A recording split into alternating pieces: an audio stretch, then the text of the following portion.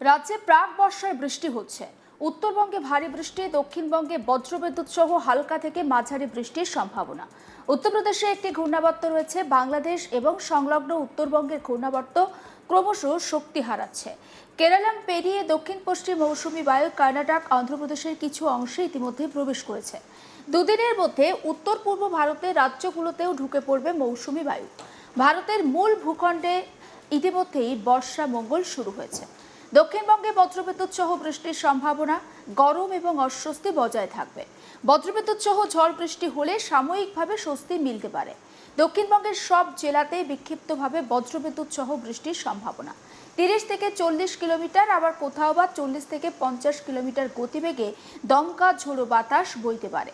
ঝড় বৃষ্টির সম্ভাবনা বেশি থাকছে বীরভূম, মুর্শিদাবাদ, নদিয়া, পূর্ব পশ্চিম বর্ধমান জেলাতে।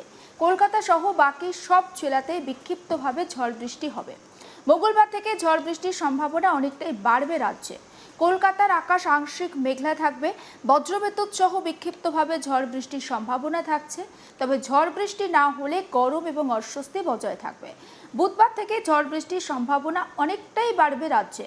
কলকাতায় শনিবার সর্বনিম্ন তাপমাত্রা ছিল 29 ডিগ্রি সেলসিয়াস, আর শুক্রবার দিনের সর্বোচ্চ তাপমাত্রা ছিল 32.1 ডিগ্রি সেলসিয়াস।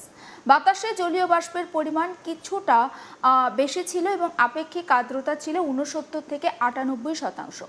বৃষ্টি খুব সামান্য হয়েছে। একবার আপনাদেরকে শুনিয়ে নিই আবহাওয়াবিদ অন্বেষা ভট্টাচার্য ঠিক কি বলছেন সেই বক্তব্য। টেম্পারেচারের পরিবর্তন দুই বঙ্গেই সেরকম নয়, তবে উত্তরবঙ্গের ক্ষেত্রে তো রোজই ভারী বৃষ্টির সম্ভাবনা, ফলে টেম্পারেচার সেরকম চেঞ্জ হবে না, এখন কম আছে, কমই থাকবে মোটামুটি। দক্ষিণবঙ্গের ক্ষেত্রে টেম্পারেচারটা গতকাল থেকে কম রয়েছে, এটা মোটামুটি এখন স্বাভাবিকের থেকে যে একটু নিচে রয়েছে সেটাই থাকবে। আবার এই 7-8 তারিখে যে বৃষ্টির 8-9 এই সময়টা যে একটু বৃষ্টির সম্ভাবনাটা একটু কম, মানে সম্ভাবনা কম বলা ভুল, বিস্তারটা একটু কম।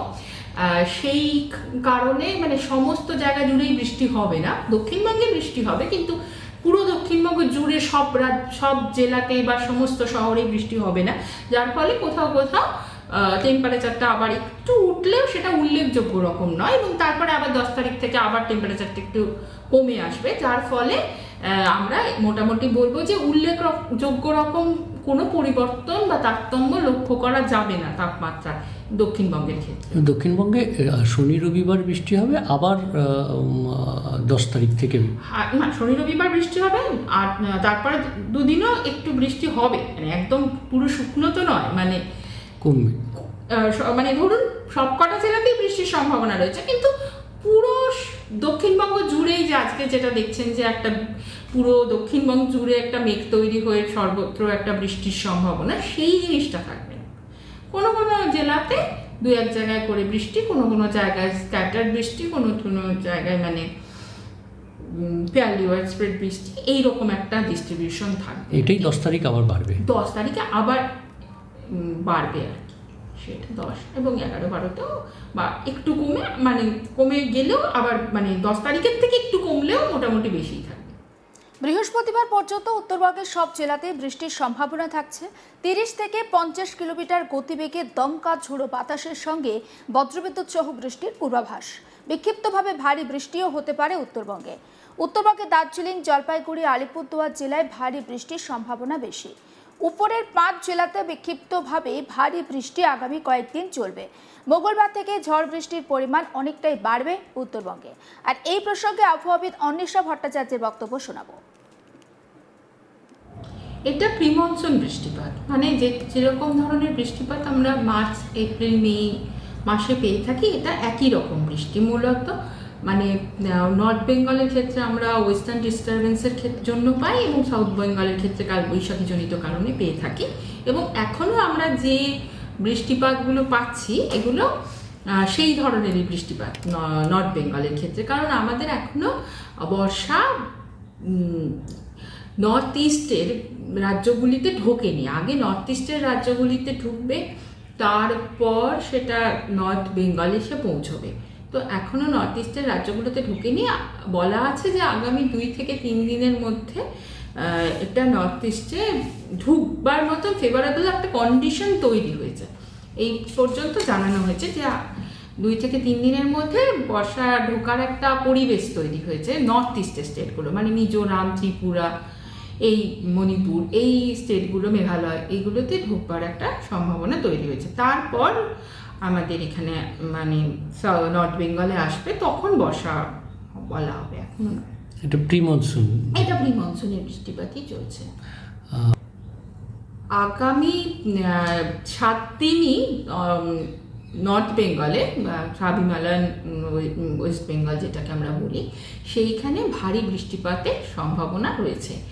এই আজকে বেশ ভালো মতন, মানে আজকে সকালে যে বৃষ্টিপাত আমরা পেয়েছি, গতকাল 8:30 থেকে আজকে সকাল 8:30 যদি দেখেন, বা নর্থ বেঙ্গলে বেশ মানে ভারী থেকে অতি ভারী বৃষ্টিপাত হয়েছে বিভিন্ন জায়গায়, দার্জিলিং, কুচবিহার, জলপাইগুড়ি, আর দার্জিলিং, আলিপুরদুয়ার, জলপাইগুড়ি ইত্যাদি জেলাগুলিতে, এবং গত কয়েকদিন ধরেই হয়ে যাচ্ছে এবং সেটাই কন্টিনিউ করবে। ওখানে ভারী বৃষ্টিপাত আপাতত চলবে আগামী 7 দিন রোজই। এর মধ্যে ডে 3 মানে 8 তারিখে ওখানে ভারী থেকে অতি ভারী বৃষ্টিপাতেরও সম্ভাবনা রয়েছে। তার মধ্যে অতি ভারী বৃষ্টির সম্ভাবনা মূলত জলপাইগুড়ি ও আলিপুরদুয়ার জেলাতে, এবং ভারী বৃষ্টির সম্ভাবনা হিমালয় সংলগ্ন যে বাকি 3টি জেলা, দার্জিলিং, কালিম্পং, কোচবিহার, সেখানে রয়েছে। এছাড়া প্রত্যেক দিনই 1-2 জায়গায় ভারী বৃষ্টির সম্ভাবনা, কোথাও মানে এক এক দিন এক একটা জেলায় বা 1-2 জেলাতে, বা তারিখ না 9 তারিখে 2-3টি জেলাতেই, 10 তারিখ, 11 তারিখ এবং 12 তারিখ উপরের যে হিমালয় সংলগ্ন যে 5টি জেলা আছে, সেই 5টি জেলাতেই এই সম্ভাবনা রয়েছে, এবং 12 তারিখের ক্ষেত্রে এই সম্ভাবনা নর্থ সাউথ দিনাজপুরের ক্ষেত্রেও রয়েছে। তো এটা মোটামুটি রয়েছে। এছাড়া হালকা থেকে মাঝারি বৃষ্টিপাত মোটামুটিভাবে কোনো দিন ওয়াইড স্প্রেড, কোনো দিন ফেয়ারলি ওয়াইড স্প্রেড, এই মানে ডিস্ট্রিবিউশন থাকছেই নর্থ বেঙ্গলের ক্ষেত্রে, এবং এর সঙ্গে বজ্রগর্ভ মেঘ সঞ্চার হয়ে বজ্রপাত হাওয়া এবং দমকা হাওয়ার সম্ভাবনা 40 থেকে 50 কিলোমিটার গতিবেগে, এই সম্ভাবনা রয়েছে নর্থ বেঙ্গলের ক্ষেত্রে। দেখুন, রাজ্যে আপাতত বৃষ্টির তেমন কোনো পূর্বাভাসের কথা শোনাচ্ছে না আলিপুর আবহাওয়া দপ্তর, বিশেষ করে কলকাতার জন্য। তবে উত্তরবঙ্গে বৃহস্পতিবার পর্যন্ত বৃষ্টির সম্ভাবনার কথা বলল আলিপুর আবহাওয়া দপ্তরের যিনি অধিকর্তা রয়েছেন তিনি, এবং পাশাপাশি তিনি এটাও বলছেন যে উত্তরবঙ্গে কোথাও কোথাও ভারী বৃষ্টি হতে পারে। তবে প্রাক বর্ষার বৃষ্টি দক্ষিণবঙ্গের বিভিন্ন জেলায় বিক্ষিপ্তভাবে হতে পারে বলে জানা যাচ্ছে আবহাওয়া দপ্তরের তরফে, এবং উত্তরবঙ্গে বজ্রবিদ্যুৎ সহ ভারী বৃষ্টির সম্ভাবনার কথাও শোনা গেল। পাশাপাশি উত্তরবঙ্গের উপরের 5টি জেলায় বৃষ্টির পরিমাণ বাড়বে। সমস্ত আপডেট পৌঁছে দেবো আপনাদের কাছে, নজর রাখুন। আজ তাক বাংলায় সাবস্ক্রাইব করতে ভুলবেন না।